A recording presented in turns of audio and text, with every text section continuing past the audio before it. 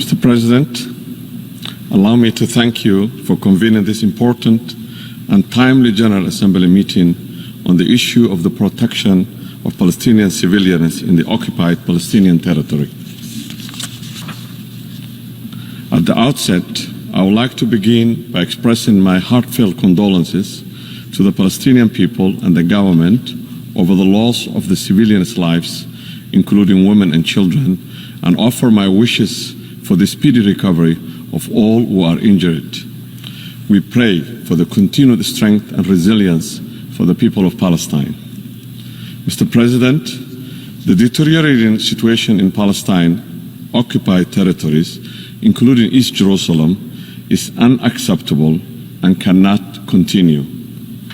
We are all bearing witness to the illegal and unproportionate use of military force against the Palestinian civilian population.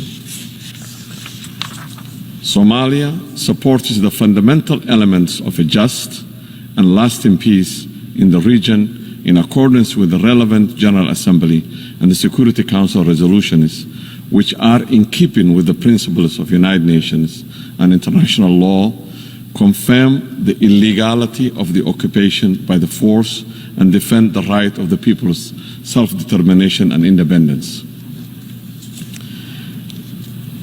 The evidence in this regard of the occupying force of more than 700 General Assembly resolutions adopted since 1948 and more than 80 Security Council resolutions is a source of major concern for Somalia and many other people in the world.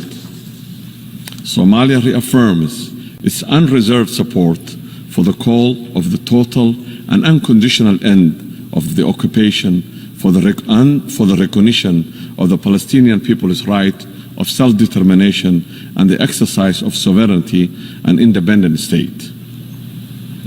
In a global COVID-19 pandemic environment, the illegal blockade of Gaza continue in defiance of international humanitarian and human rights law. In that regard, Somalia is concerned with occupying power's hindrance of humanitarian access of the United Nations Relief and Works Agency refugees in the Near East, UNRWA, in the occupied Palestinian territories, and call for facilitation of unimpeded timely passage of humanitarian supplies and staff. We commend the generous donors provided to UNRWA with a sufficient, predictable and sustainable funding so that an agency can continue its vital service to refugees and perform its humanitarian activities. Furthermore, we encourage the international community, including the relevant humanitarian agencies, civil rights groups, civil societies, and the private sector to redouble their effort in alleviating the suffering of Palestinians inside and outside the occupied territories. Mr. President, to conclude today, the just Palestinian cause is not merely a question. It's certainly a measure of collective will of humanity. It's a test for our conscience as well as the application of justice.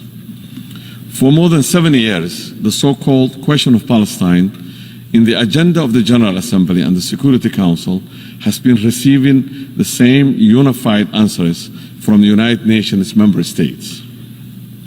In that regard, I reiterate that message without fear of contradiction that the only long-term option for the resolution of the long-standing military aggression is the end of the occupation of Palestinian territories and full recognition of a free, sovereign, and independent Palestine with East Jerusalem as its capital in accordance with the relevant resolutions of the Security Council and the General Assembly.